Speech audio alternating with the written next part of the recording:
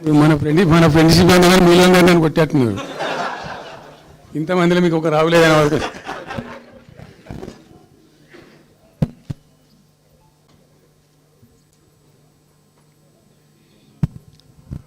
ఈరోజు ప్రధానంగా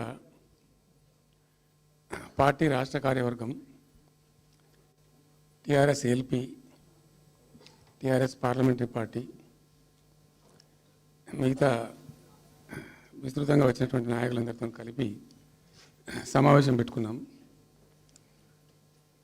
ప్రధాన కారణం, the main agenda of the meeting was Palamuru Rangareddy ఎత్తిపోతల పథకంలో ఈ రాష్ట్ర ప్రభుత్వం మరియు కేంద్ర ప్రభుత్వం కలిసి తెలంగాణకు చేస్తున్నటువంటి ద్రోహం, తెలంగాణకు తలపెట్టినటువంటి దుర్మార్గమైనటువంటి విధానం మీదనే చర్చ జరిగింది. దీని కథ ఏంటంటే చాలామందికి తెలియదు, అవగాహన కూడా ఉండదు. కొత్త తరం వాళ్ళకైతే అసలు తెలియదు. ద రీజన్ వై ఈజ్ సమైక్య ఆంధ్రప్రదేశ్లో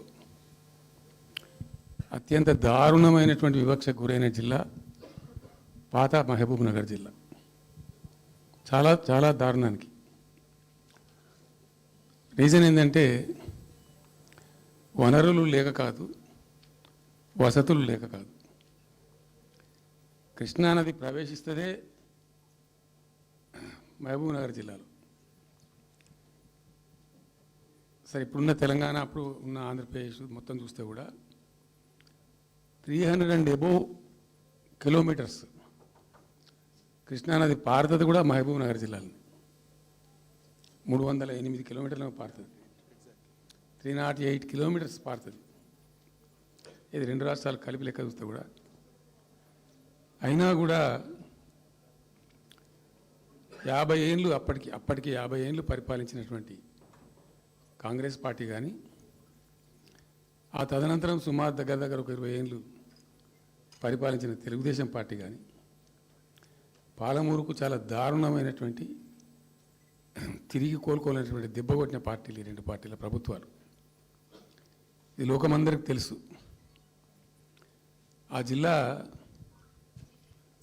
యాక్చువల్లీ అప్పర్ కృష్ణా ప్రాజెక్టు, భీమా ప్రాజెక్టు, తుంగభద్ర ఎడమ కాలువ ప్రాజెక్టు, దాని ద్వారా ఆనాటికి అన్ని ఫైల్స్ ఉన్నాయి, రికార్డ్స్ ఉన్నాయి. ఏదో ఒకటి స్టోరీ కాదు. 174 టీఎంసీ నీళ్ళు పాలమూరు రంగారెడ్డి జిల్లాకు రావాల్సి ఉండే.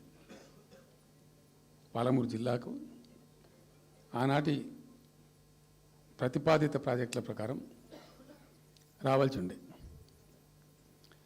ఆంధ్రప్రదేశే ఏర్పాటే తెలంగాణ పాలిట పెనుశాపం. కొంతమందికి నచ్చదు, కానీ పెనుశాపంగా పరిణమించింది ఆంధ్రప్రదేశ్ రాష్ట్ర ఏర్పాటు. మొత్తం తెలంగాణకు, అందులో మోర్ స్పెసిఫికల్లీ మహబూబ్ నగర్ జిల్లాకు జరిగినటువంటి తీవ్రమైనటువంటి అన్యాయం. ఎస్ఆర్సి యాక్ట్ అంటే స్టేట్ రీఆర్గనైజేషన్ యాక్టు స్పష్టంగా చెప్తుంది, ప్రతిపాదించబడి ఆల్రెడీ శాంక్షన్ అయ్యి జరుగుతుండే ప్రాజెక్టులు, కంటెంప్లేట్ చేసి ఉన్న ప్రాజెక్టులు, వాటిని మార్చకూడదు, అవి కొనసాగించాలి. ఆ చట్టం ఉండగా కూడా వాటి అన్నిటిని కాదని వీటిని మొత్తం అబాండన్ చేసి పడేసిండ్రు. అట్లా చాలా చేసినారు. అక్కడ గోదావరి మీద చూసుకుంటే దేవునూరు ప్రాజెక్టు కావచ్చు, ఇచ్చంపల్లి కావచ్చు, రకరకాల ప్రాజెక్టులను అబాండన్ చేసినారు. అందులో అతి తీవ్రమైనటువంటి అన్యాయం మహబూబ్ నగర్ జరిగింది. ఇలా మహబూబ్ నగర్కి ఇచ్చే పాలమూరు ఎత్తిపోతలో మరొకటి కొత్త స్కీమ్ కాదు. గతంలోనే 174 టీఎంసీలకు ప్రాజెక్టులు రూపకల్పన జరిగి అంత అయింది. అయితే మేము చాలా వాదించినాం. మధ్యలో బ్రిజేష్ కుమార్ ట్రిబ్యునల్ వస్తే కూడా అక్కడ పోయి ఆ ట్రిబ్యునల్ని కలిసి చాలా ప్రయత్నాలు చేసినాం. ఉద్యమ సందర్భంలో ఉపన్యాసాలలో, కరపత్రాలలో జలసాధన ఉద్యమం సందర్భంలో మా క్యాసెట్ల రూపంలో, స్పీచ్ల రూపంలో, కరపత్రాల రూపంలో, పోస్టర్ల రూపంలో, క్యాసెట్ల రూపంలో రకరకాలుగా వాదించుకుంటూనే ట్రిబ్యునల్ కూడా వేయాలని పోతే ట్రిబ్యునల్కు ఉండే ఒక డెలికసీ ఏంటంటే వాళ్ళు రాష్ట్రాల మధ్య పంపిణీ చేస్తారు తప్ప రాష్ట్రం లోపల ఉండేటువంటి ఒక ప్రాంతానికంటే వాళ్ళు చేయరు. మీకు రాష్ట్ర హోదా లేదండి, మీరు ప్రాంతము, మీరు రాష్ట్రంతో కొట్లాడుతున్నారు, అది వేరే సంగతి, కానీ మేము స్వీకరించలేము, తీసుకోలేము చట్ట ప్రకారం అని చెప్పి వాళ్ళు నిరాకరించారు. సరే, ఆ తదనంతరం ఉద్యమం జరిగింది, మీ అందరికి తెలుసు. ఇక్కడ ఇంకొకరు కూడా తప్పకుండా చెప్పాలి. బచావత్ ట్రిబ్యునల్ ఏర్పాటైనప్పుడు అతను పంపకాలు చేస్తూ బచావత్ ట్రిబ్యునల్లో స్పష్టంగా రికార్డెడ్ ఇప్పుడు ఉంది. బచావత్ ట్రిబ్యునల్లో స్పష్టంగా పొందుపరచబడి ఉంది. ఇప్పుడు బచావత్ గారు ఖుద్దు రిటైర్డ్ సుప్రీంకోర్టు జడ్జి, ఆయన స్వయంగా ఏమన్నాడంటే ఈ ప్రాంతం నిజంగా చాలా నిరాదరణకు గురైంది, ఇంకా అవుతూ ఉన్నది. ఆ రోజు విపత్కర పరిస్థితి, దుర్భరమైన పరిస్థితి ఏంటంటే పాలమూరు గురించి గంటెడు నీళ్ళు అడిగిన వాళ్ళు లేడేవాడు. ఇంత కేటాయించండి, ఈ కరువు జిల్లా ఉంది అని అడిగేవాడే లేడు. ఆనాటి సమైక్య ప్రభుత్వం చేసిన ద్రోహం. బచావత్ ఏం చేసిండు, మాకు చూడబుద్ధి అయితే లేదు, ఇది మా అంతల మేమే సూమోటో ఈ సమైక్య ప్రభుత్వం ప్రతిపాదించకపోయినా ఒక 17 TMC జూరాల ప్రాజెక్టు మంజూరు చేస్తున్నాము. అయితే సాంకేతిక కారణాలు మరొకటో చూపెట్టి ఈ జూరాల ప్రాజెక్టుని ఇక్కడి నుంచి ఎత్తగొట్టద్దు, వేరే కాడ కట్టద్దు, ఇక్కడ మాత్రమే కట్టి తీరాలి, దానికే అలాట్ చేస్తున్నామని చెప్పి ఒక కండిషన్ పెట్టిండు ఆయన. ఇది ట్రిబ్యునల్. అతను ఒక న్యాయమూర్తిగా పనిచేసిన వ్యక్తి కాబట్టి చూడబుద్ధి కాక ఆ బాధ భరించలేక ఈ కామెంట్ కూడా రికార్డు చేసిండు ట్రిబ్యునల్లో. ప్లస్ ఆ 17 TMC జూరాల ప్రాజెక్టుకు కేటాయించిండు. ఎంత విషాదం అంటే అది ఎప్పుడో 74లో 74 నుంచి 78 దాకా జరిగింది కథ. అతను కేటాయిస్తే దానికి మూటినోళ్ళు లేడు, పట్టుకునోళ్ళు లేడు, తీసినోళ్ళు లేడు. అంజయ్య గారు ముఖ్యమంత్రి అయినాక ఒక ఏడాది తర్వాతనేమో అప్పుడు అంజయ్య గారు దానికి ఫౌండేషన్ స్టోన్ వేసారు. ఫౌండేషన్ స్టోన్ వేస్తే ఇక అది మెల్లగా తెలంగాణ ప్రాజెక్ట్ కదా, ఇప్పుడు పట్టుకుని లేడు, దాన్ని మాట్లాడినోడు లేదు, అయ్యలేదు, అవ్వలేదు, ఒక అనాథలాగా ఆ బ్యారేజ్ వరకు కట్టేశారు. దానికి కాలువలు లేవు, నీళ్ళు రావు, పొలాలు పారాయి, కృష్ణానది నీళ్ళు వస్తుంటాయి, గేట్ల ద్వారా పోతుంటాయి. ఎప్పటి వరకు ఈ తతంగం 2001లో గులాబీ జెండా ఎగిరేదాకా ఇదే తతంగం. ఇంకా విషాదం ఏంటంటే అప్పుడు ముఖ్యమంత్రి ఉన్న చంద్రబాబు నాయుడు ఆయన మహబూబ్నగర్ జిల్లాను దత్తత తీసుకున్నాడు.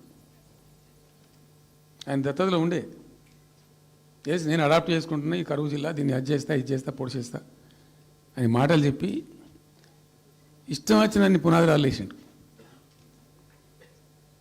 కల్వకుర్తి, మన్ను, మశాను, రకరకాల పునాదురాలు వేసుకుంటూ పోయిండు.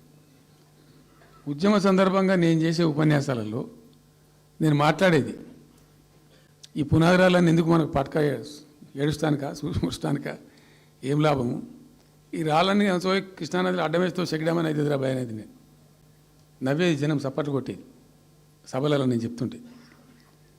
ఒక్క డ్రాప్ వాటర్ కూడా పొలాలు పారడానికి రాలే. తత్ఫలితమైంది net result. What was the net result?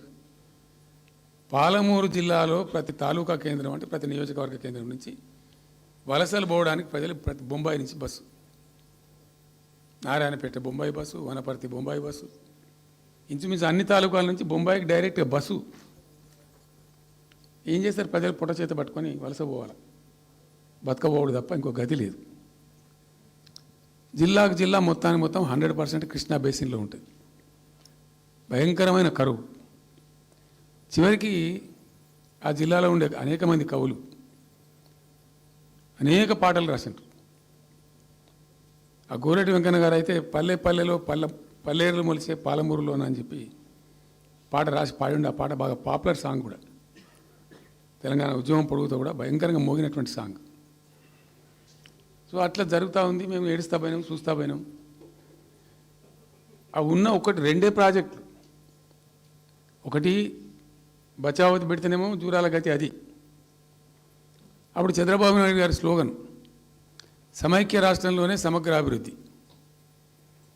నేను ప్రథమ మహాసభకు పాలమూరు జిల్లాకు పోయినా, మహబూబ్నగర్ టౌన్లో పెట్టాం. పెద్ద భారీ మీటింగ్ జరిగింది, దాదాపు 70-80 మంది వచ్చారు. ఆ మీటింగ్లో నాకు బాగా కోపం వచ్చి, ఏమయ్యా చంద్రబాబు నాయుడు, అప్పటికి ఏంటంటే కర్ణాటకకి కొంత ముంపు ప్రాంతం ఏమిటి, జూరాల ప్రాజెక్టులో ఏంటంటే కొద్ది ముంపు ప్రాంతం కర్ణాటక రాష్ట్రంలో ఉంటుంది. ఒక 13 కోట్ల రూపాయల వరకు కాంపెన్సేషన్ కట్టాల్సి ఉండి కట్టడు, ₹1 కట్టడు. ఏమయ్యా చంద్రబాబు నాయుడు గారు, నువ్వు దత్తత తీసుకున్నావు, కథ తీసుకున్నావు, డైలాగులు చెప్తున్నావు, ఇక్కడ చచ్చిపోతాను జనము, బొంబాయికి వలసలు పోతుండ్రు. ఇటువంటి పరిస్థితులలో కూడా కర్ణాటకకు డబ్బులు కట్టడానికి డబ్బులు లేవా? ఇదేనా సమైక్య రాష్ట్రంలో సమగ్ర అభివృద్ధి అంటే? పట్టిగా బ్యారేజ్ ఆ గోడలక కట్టిన విడిచిపెట్టేది చూసి తమాషా పడన్నా అని చాలా తీవ్రమైన విమర్శలు చేశాను. మోకాళ్ళ మీద పరిగెత్తి కట్టిండి చంద్రబాబు నాయుడు. అప్పుడు ఆ కర్ణాటక చెల్లించాల్సిన కంపెన్సేషన్ ఏదైతుందో మోకాళ్ళ మీద ఉరికి నా దాడి తట్టుకోలేక కంటిన్యూగా పెట్టినాం. దాని తర్వాత చంద్రబాబు నాయుడు పార్టీకి సంబంధించిన ఎమ్మెల్యేనే